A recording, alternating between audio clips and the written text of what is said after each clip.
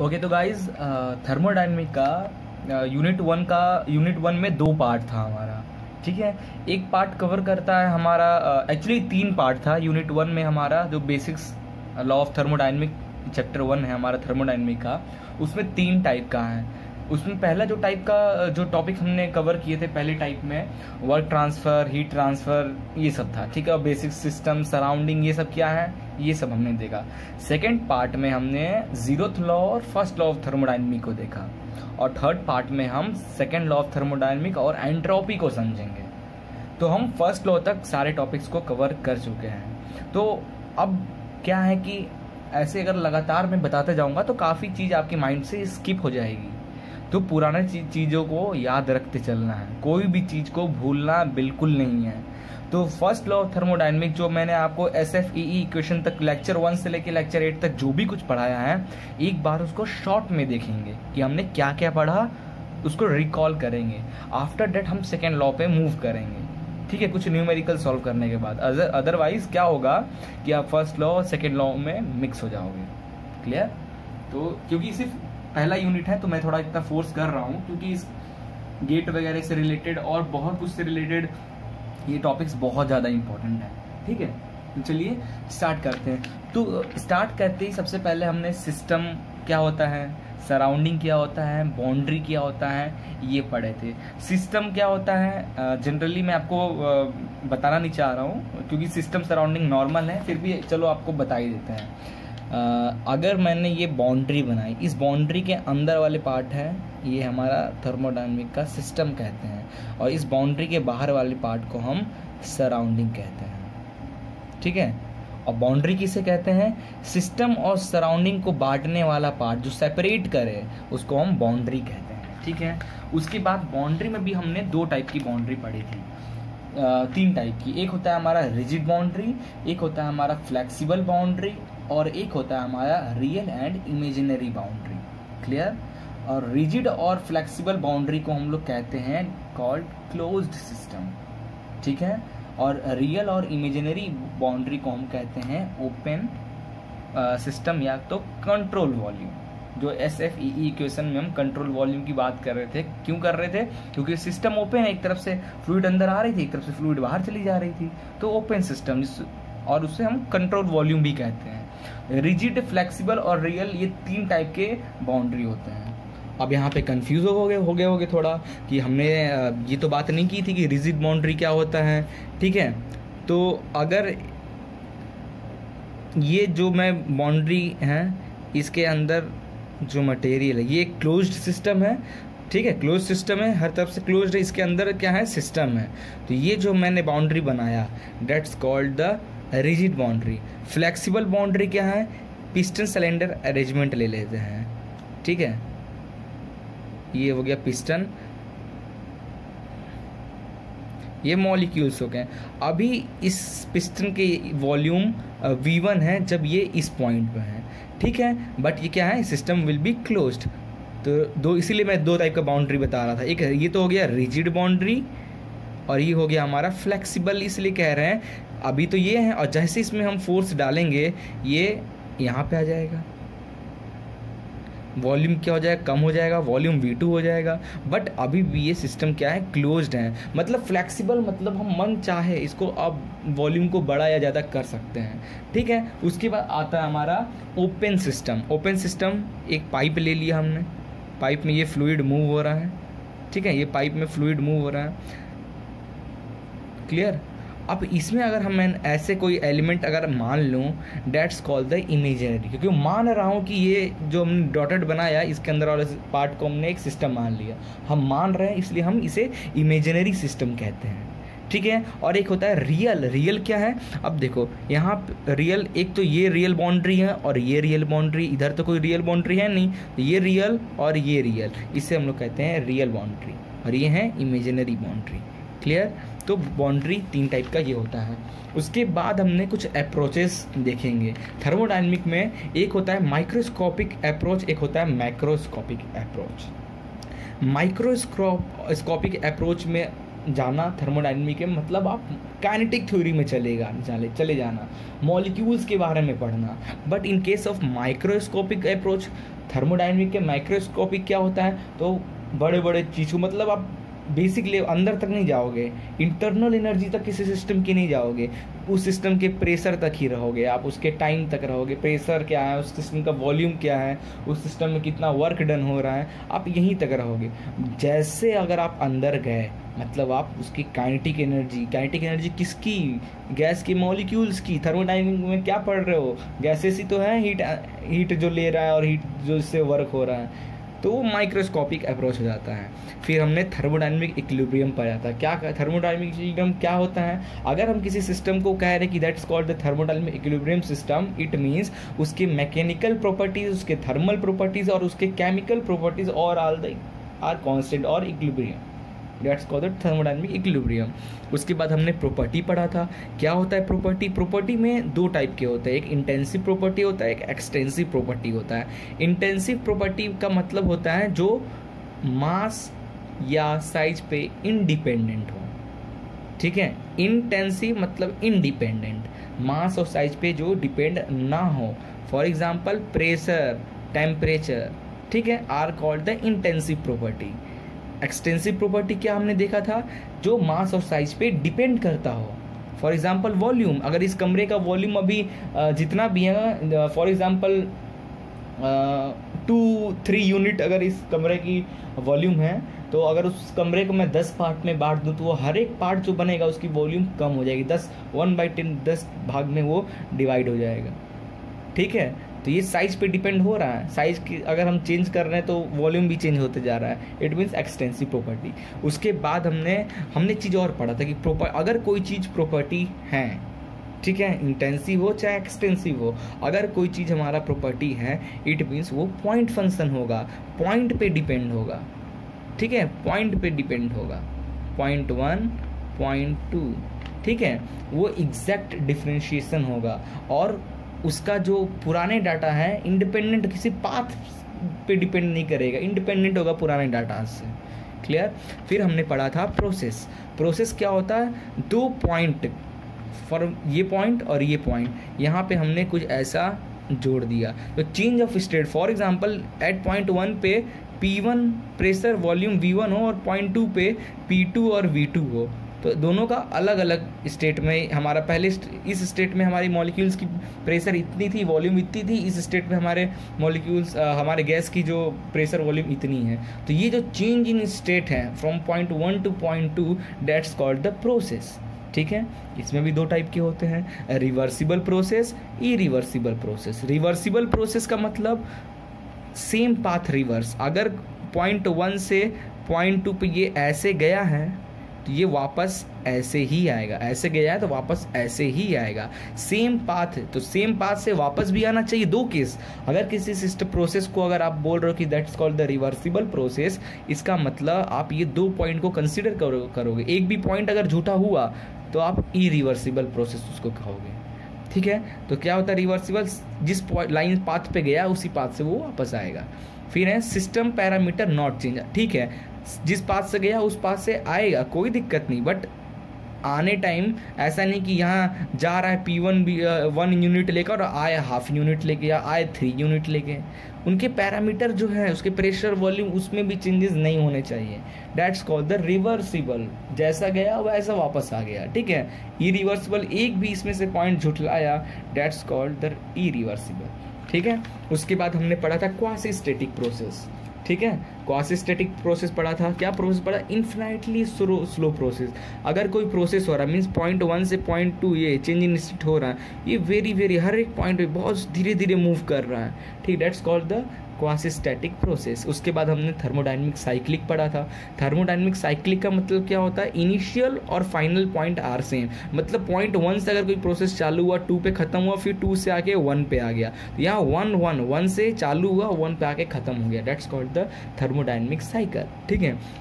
उसके बाद हमने पढ़ा था zeroth law of thermodynamic. Zeroth law of thermodynamic कहता है कि अगर ए बी से थर्मल इक्विलिब्रियम है और बी सी से थर्मल इक्विलिब्रियम है, तो ए और सी थर्मल इक्विलिब्रियम होंगे, ठीक है।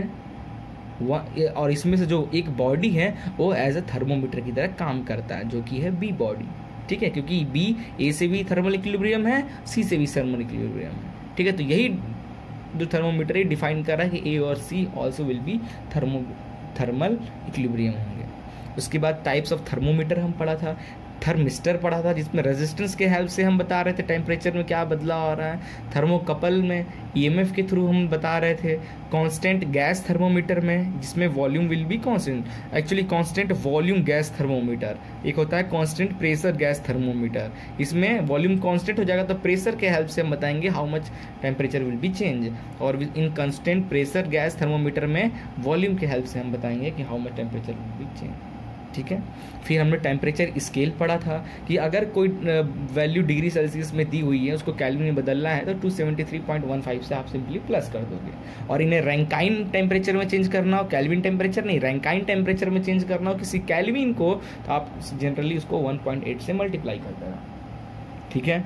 उसके बाद हमने पढ़ा था वर्क क्या पढ़ा था, सिस्टम में अगर किसी सिस्टम में अगर हम वर्क दे रहे हैं तो हम उसे निगेटिव कहेंगे, और अगर कोई सिस्टम वर्क दे रहा है तो हम उसे पॉजिटिव करेंगे। Work on the system will be negative, work by the system is called the positive, और वर्क जो होता है हमारा पाथ फंक्शन होता है, पाथ फंक्शन मतलब in exact differentiation, point function मतलब एग्जैक्ट डिफरेंशिएशन, तो work will be path function. क्यों पाथ फंक्शन कहा था, हम प्रूफ किए हैं, आप जाके लेक्चर 4 लेक्चर 5 में देख सकते हैं, ठीक है, कि why work is a path function, ठीक है ना। उसके बाद हमने पढ़ा था नॉन फ्लो वर्क ट्रांसफर, उसके बाद वर्क देखा हमने, और वर्क के जस्ट बाद हमने वर्क ट्रांसफर देखा अलग अलग प्रोसेसेस के लिए, हम लोग आइसोमेट्रिक के लिए देखा, आइसोबैरिक के लिए, आइसोथर्मल के लिए, एडियाबैटिक के लिए, पॉलीट्रॉपिक के लिए, इन सब के लिए देखा। नॉन फ्लो मतलब कोई फ्लूइड का फ्लो ना होना, मतलब किसी क्लोज सिस्टम के लिए हम बात कर रहे हैं, ठीक है, अभी तक हम क्लोज सिस्टम पे ही बात कर रहे हैं। तो एक वर्क ट्रांसफर का जो जनरलाइज्ड इक्वेशन होता है, that's work is equal to integration of P D V, clear. Now in isometric, metric मतलब मीटर क्यूब मतलब वॉल्यूम, तो आइसो मतलब कांस्टेंट, तो वॉल्यूम का कांस्टेंट, तो वॉल्यूम विल बी कांस्टेंट। अगर यहाँ पे वॉल्यूम कांस्टेंट हो गया, ठीक है, तो वर्क क्या हो जाएगा, 0 हो जाएगा इनटू आइसोबैरिक में प्रेशर विल बी कांस्टेंट। अगर प्रेशर कांस्टेंट है, ठीक है, प्रेशर कांस्टेंट है किसी प्रोसेस में तो प्रेशर तो बाहर आ जाएगा, और प्रोसेस 1 से प्रोसेस 2 तो V2 माइनस V1, तो ये बच जाएगा, ठीक है। नाउ आइसोथर्मल में टेम्परेचर विल बी कांस्टेंट, और जैसे हम आइसोथर्मल वाले सिस्टम में गए हम आइडियल गैस वाले सिस्टम में चलेंगे, तो PV इक्वल टू NRT वाला सिस्टम यूज़ करेंगे, और if temperature will be constant, PV equal to NRT, temperature will be constant, it means PV is equal to constant. और इससे हमें जो वर्क मिला था फॉर आइसोथर्मल प्रोसेस के लिए जो वर्क निकल के आता है, P1 V1 ln V2 upon V1, ठीक है। फिर हम एडियाबैटिक के लिए पढ़ा था, एडियाबैटिक मतलब isolated, it means Q is equal to 0, heat transfer will be 0। इसमें क्या आया था work done, P1 V1 minus P2 V2 upon gamma minus 1, where the value of gamma is 1.4 for particular gas, अगर अलग अलग gas के लिए अलग अलग होता है। फिर हमने पॉलीट्रॉपिक पढ़ा जिसमें हीट एंड वर्क का दोनों का ट्रांसफर होता है। इसमें हमने क्या पढ़ा था, वर्क ट्रांसफर हमारा कितना आया था, P1 V1 minus P2 V2 upon n minus 1, वेयर n minus 1 is the polytropic index, ठीक है। उसके बाद हमने कुछ फार्मूला भी डिस्कस किए थे कि गामा की जो है वैल्यू CP अपॉन CV होती है, ठीक है। तो ratio of specific heat at constant volume को CP बोलते हैं, specific heat at constant pressure था ये, और ये वॉल्यूम को हम, तो ratio of this CP and CV is called the gamma. और एक चीज़ हम ध्यान देंगे, formula CP minus CV is equal to R होता है, R is a gas constant, ठीक है। और R के ऊपर अगर ऐसा कोई बार लगा हुआ है, it means capital R upon molecular weight of the gas, ठीक है। और जो PV इक्वल टू NRT होता है, तो N का मतलब क्या होता है, mass of gas upon molecular weight of the gas, clear.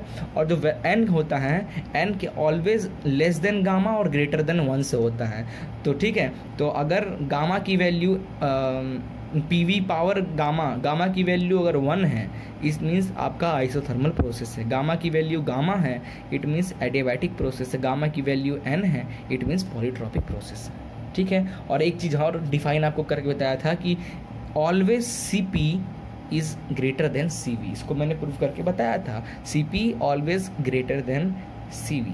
Clear? तो अगर आपको इसके थ्रू अगर कोई डायग्राम बोला जाए तो आइसोथर्मल प्रोसेस के लिए अगर K हो गया, अगर K की value PV power K equal to C है तो K की वैल्यू 0 हो गई, तो K की value 0 it means pressure constant, K की value infinity it means volume constant, ठीक है। और K की वैल्यू 1 मतलब आइसोथर्मल प्रोसेस, तो केस ये लाइन ऐसी बनेगी, बीच वाली जो लाइन होगी K की वैल्यू n होगी, उसके नीचे वाली जो लाइन होगी K की पावर गामा होगी, ठीक है। फॉर एक्सपेंशन के लिए हम देखें। उसके बाद अगला जो फिर हमने देखा slope of isothermal and adiabatic. अब आइसोथर्मल और एडियाबैटिक का स्लोप हम निकालना देखे थे, और फॉर एग्जांपल ये एडियाबैटिक आइसोथर्मल नहीं लिखा, ये 2 लाइन बनना है PV डायग्राम पे, तो आप पूछ दे कौन सा लाइन एडियाबैटिक है कौन सा लाइन आइसोथर्मल है, तो कैसे बताओगे? तो उसको बताने के लिए हमने उसको देखा था लेक्चर में कैसे हम प्रूफ करते हैं। तो फॉर ध्यान से देखोगे, फॉर एडियाबैटिक प्रोसेस, ठीक है, dP upon dV is equal to minus P upon V हो जाएगा, क्योंकि स्लोप क्या होता है, P upon dP upon dV is called slope. तो dP upon dV for adiabatic के लिए निकाले थे हम लोग, कैसे निकाले थे याद है? क्योंकि आइसोथर्मल प्रोसेस में हमने क्या देखा था, PV is equal to constant होता है, तो PV को अगर डिफ्रेंशिएट करोगे तो क्या हो जाएगा, PdV plus VdP is equal to 0, तो फिर उसको एक्सचेंज करो, फिर DP और dV को एक साथ लो तो माइनस P/V। तो ये जो हमारा है आइसोथर्मल का स्लोप है, और एडियाबैटिक का स्लोप, एडियाबैटिक का क्या इक्वेशन आता है, PV power gamma is equal to C होता है। एडियाबैटिक में क्या होता है, PV gamma is equal to C होता है, तो इसको डिफ्रेंशिएट करोगे और DP अपॉन dV करोगे तो minus gamma P upon V हो जाएगा, और जब इनको एडियाबैटिक को इससे डिवाइड करोगे तो गामा, तो मीन्स एडियाबैटिक जो होगा आइसोथर्मल का गामा टाइम्स ज़्यादा होगा। तो इसमें अगर इसको हॉरिजॉन्टल लाइन ले लें तो जो जिसका एंगल ज़्यादा होगा वो एडियाबैटिक होगा, जिसका एंगल कम होगा वो आइसोथर्मल होगा, ठीक है। तो आइसोथर्मल और एडियाबैटिक का P और V पे बना हुआ है, तो हम इजीली बता देंगे कौन सा लाइन क्या है। ऐसे ही आइसोबैरिक और आइसोमेट्रिक के लिए कैसे TS डायग्राम के हेल्प से हम बता पाएंगे, TS डायग्राम पे अगर लाइन होगा तो ही हम बता पाएंगे कि कौन सा आइसोबैरिक है, ठीक है। तब हम सेकेंड लॉ जब पढ़ लेंगे, एंट्रोपी को जान लेंगे, तब हम उस पर बात करेंगे TS पे, ठीक है। फिर हमने हीट को पढ़ा था कि heat energy interaction of virtue of temperature difference के कारण जो एनर्जी का इंट्रैक्शन होता है, higher temperature to lower temperature, that's called the heat में भी 2 टाइप के होते हैं, सेंसिबल हीट, लेटेंट हीट, ठीक है। सेंसिबल हीट मतलब चेंज इन टेम्परेचर के चेंज होने, हीट दे रहे हो किसी बॉडी में, हीट आप दे रहे हो तो उससे जो टेम्परेचर चेंजेस हो रहे हैं, that's called the sensible heat. और किसी सिस्टम में आप हीट दे रहे हो, टेम्परेचर नहीं बढ़ रहा है, सिर्फ फेस चेंज हो रहा है, सॉलिड से लिक्विड में बदल जा रहा है, लिक्विड से गैस में बदल जा रहा है, ठीक है। और जो हीट है हमारा वो है path function, heat is a path function है, मतलब इन एग्जैक्ट डिफरेंशिएशन है। हमने प्रूफ करके बताया था कि why heat is a path function. उसके बाद हमने पढ़ा था कि अगर कहीं पे हम dW लिख रहे हैं, इसका मतलब वो फॉर्मूला रिवर्सिबल और इरिवर्सिबल दोनों के लिए है। बट अगर कहीं हम dW की जगह PdV लिख रहे हैं तो dW is equal to PdV होता है, तो PdV लिख रहे हैं तो मतलब वो सिस्टम सिर्फ और सिर्फ रिवर्सिबल के लिए काम करता है। फिर हमने स्पेसिफिक हीट पढ़ा था, स्पेसिफिक हीट को हम स्मॉल q से दिखाते हैं, which called mc∆T, where c is the mc∆T, specific heat small q is equal to mc∆T, but specific heat for constant pressure के लिए देखोगे तो कैपिटल Q हो जाएगा और mc की जगह पे Cp हो जाएगा, तो कांस्टेंट प्रेशर पे आप देख रहे हो, ठीक है। नाउ फॉर सॉलिड और लिक्विड के लिए एक स्पेसिफिक हीट की वैल्यू होती है, सिर्फ C होता है, और फॉर गैसेस के लिए 2 होते हैं, एक Cp होता है और एक Cv होता है, ठीक है। याद रखना, ये गेट में पूछ देता है, MCQ क्वेश्चन में। फिर हमने पढ़ा था फर्स्ट लॉ ऑफ थर्मोडायनेमिक, तो फर्स्ट लॉ ऑफ थर्मोडायनेमिक में पढ़ा था अगर कोई सिस्टम है और साइक्लिक वर्क कर रहा है, इन दैट केस जो तो हीट का जो एक्सचेंज हो रहा है वो किसके इक्वल हो जाएगा, हमारे नेट वर्क है, तो net heat is equal to net work. हमने ये फर्स्ट लॉ ऑफ थर्मोडायनेमिक में पढ़ा था। और एक चीज़ और पढ़ा था, energy neither be created not be destroy. तो वही का थ्योरम है कि जितना heat exchange in for a cyclic process के लिए net heat exchange is equal to net work done. फिर हमने एनर्जी को पढ़ा कि एनर्जी क्या है, एक तरीके का प्रॉपर्टी है। प्रॉपर्टी अगर कोई चीज़ है मतलब वो पॉइंट फंक्शन है, मतलब वो एग्जैक्ट डिफरेंशिएशन है। तो फिर एनर्जी के लिए हमने एक दो टाइप का एनर्जी पढ़ा था, एक ट्रांजिट एनर्जी पढ़ा था, एक स्टोरेज एनर्जी पढ़ा था। ट्रांजिट एनर्जी में होता आता है हमारा क्यू हीट ट्रांसफ़र और वर्क ट्रांसफ़र, और स्टोरेज में हमने दो पढ़ा था, मैक्रोस्कोपिक और माइक्रो। तो मैक्रो में काइनेटिक एनर्जी और पोटेंशियल एनर्जी पढ़ा था, और माइक्रो में अगर हम चले गए तो इंटरनल एनर्जी ऑफ सिस्टम के बारे में चले जाएंगे। क्लियर, जिसमें हम kinetic energy, potential energy, friction energy, ये मॉलिक्यूल्स मूवमेंट एनर्जी, ये सब हम सब देख रहे हैं, रोटेशनल एनर्जी, ये सब। उसके बाद एक फॉर्मूला हमने पढ़ा था कि D Q is equal to D U plus D W, और वेयर डी यू का मतलब क्या हुआ, इंटरनल एनर्जी। ठीक है, डी क्यू क्या है, rate of change of heat, D W क्या है, रेट वर्क ट्रांसफ़र। ठीक है, उसके बाद हमने इतना जानने के बाद, हम एनर्जी पढ़ने के बाद, फिर हम फर्स्ट लॉ पढ़ने के बाद फिर हम समझ पाएँ कि हीट एक्चुअल में है क्या। ठीक है, हीट को हम जान पाएँ, जो कि फर्स्ट लॉ थर्मोडायनामिक के हिसाब से ये फार्मूला बन के निकलता है हीट ट्रांसफ़र का। फिर हम अलग अलग प्रोसेस के लिए हीट ट्रांसफ़र पढ़ें, बट क्लोज सिस्टम के लिए, नॉन फ्लो प्रोसेस के लिए हीट ट्रांसफ़र पढ़ें। सिस्टम क्लोज्ड है, in that case how much heat will be transfer, work transfer पढ़े थे, फिर अब हम हीट ट्रांसफ़र पढ़ रहे हैं। इसमें हम आइसोमेट्रिक के लिए देखे थे, जिसमें वॉल्यूम कांस्टेंट होता है। जब वॉल्यूम कांस्टेंट है तो D W equal to P D V, तो ये तो जीरो हो जाएगा, तो बचेगा D Q is equal to D U के बराबर। तो D Q is equal to D U, और आइसोमेट्रिक वॉल्यूम कांस्टेंट, वॉल्यूम क्या पढ़ रहे हैं तो क्या हो जाएगा, M C V D T. ठीक है, आइसोबैरिक प्रेशर विल भी कांस्टेंट, तो प्रेशर भी कांस्टेंट होगा, तो ये वाला जो टर्म है तो जीरो हो जाएगा, बचेगा क्या, ये। तो फॉर प्रेशर कांस्टेंट के लिए डी यू, ठीक है, which is equal to M C P D T, और जीरो नहीं होगा एक्चुअली। अगर P कांस्टेंट है तो P डी वी पढ़ा था हमने, P डी वी होता है, D W equal to P D V, तो P बाहर है। ठीक है, तो क्या लिख सकते हैं, तो ऐसे P डी वी को हम डी पी वी भी लिख सकते हैं, डी पी वी लिख सकते हैं, और उसको जब आप इंटीग्रेट करोगे तो H, हमने एक एंथैल्पी एक टर्म पढ़ा था, enthalpy H is equal to U plus P V, तो हमने डी यू की जगह पे डी एच की वैल्यू रख दी। ठीक है, उसके बाद हमने आइसोथर्मल में टेम्परेचर कांस्टेंट में हमने देखा था कि डी क्यू वर्क डन के इक्वल हो जाता है। ठीक है, डी यू, क्योंकि जो हमारा टेम्परेचर कांस्टेंट है और जो यू है इंटरनल एनर्जी है, इंटरनल एनर्जी ये कहो जाए तो आप ऐसे में कह लो कि एंथैल्पी, और वो किसका फंक्शन है, टेम्परेचर का, और टेम्परेचर तो कांस्टेंट है, तो बचा क्या, वो तो जीरो हो गया, D Q is equal to D W. ठीक है, उसके बाद हमने पढ़ा था एडियाबैटिक। एडियाबैटिक मतलब no heat exchange, heat exchange नहीं हो रहा तो हम डायरेक्ट लिख सकते हैं कि D Q is equal to zero, heat exchange will be zero. फिर हमने पॉलीट्रॉपिक पढ़ा था, इन दैट केस पॉलीट्रॉपिक में हमने प्रूव करके निकाला था कि heat is equal to gamma minus N upon gamma minus one into D W. Clear, उसके बाद हमने फिर से वही C P upon C V gamma होता है, C P minus C V R होता है, C P is equal to, because C V is equal to R upon gamma minus one होता है, याद रखना। देयरफॉर प्रूफ इसका आपको लेक्चर 2 में मैंने बताया था। तो आर गामा माइनस वन है, तो सी पी को क्या लिख सकते हैं, सी पी को gamma R upon gamma minus one लिख सकते हैं। उसके बाद हमने specific heat for polytropic process के लिए स्पेसिफिक हीट पढ़ा था, जिससे हमने बताया था कि कभी कभी क्या होता है, हीट देने से सिस्टम में टेम्परेचर कम होने लगता है, तो वो इस प्रोसेस से आप specific heat for polytropic process को देखकर आप ये चीज़ बता सकते हो कि फॉर पॉलीट्रॉपिक प्रोसेस जब ऐसा होता है उसमें ये केस बनता है। फिर हमने फ्री एक्सपेंशन पढ़ा था कि expansion of gas against vacuum. ठीक है, यहाँ गैस है, ये वैक्यूम है, इसको हटा दो तो ये जो एक्सपेंड होगा वैक्यूम के अगेंस्ट में, that's called the free expansion. उसके बाद हमने स्टडी फ्लो एनर्जी इक्वेशन पढ़ा था। क्या पढ़ा था, स्टडी फ्लो एनर्जी इक्वेशन हमने पढ़ा था लास्ट लेक्चर में, 8th लेक्चर में। उसमें हमने स्टडी फ्लो के लिए एक इक्वेशन हमने डेवलप किया था। ठीक है, इक्वेशन ध्यान देना। फिर उसके कुछ एप्लीकेशंस पढ़े थे, तो इसी फार्मूले के बेस पे नोजल और डिफ्यूज़र के लिए हमने निकाला था कि नोजल डिफ्यूज़र में कोई शाफ्ट नहीं होता तो जीरो हो जाएगा, हीट ट्रांसफ़र जीरो हो जाएगा, वर्क ट्रांसफ़र जीरो हो जाएगा, तो बचेगा क्या इस इक्वेशन से, दिस वैल्यू एंड इधर से दिस वैल्यू।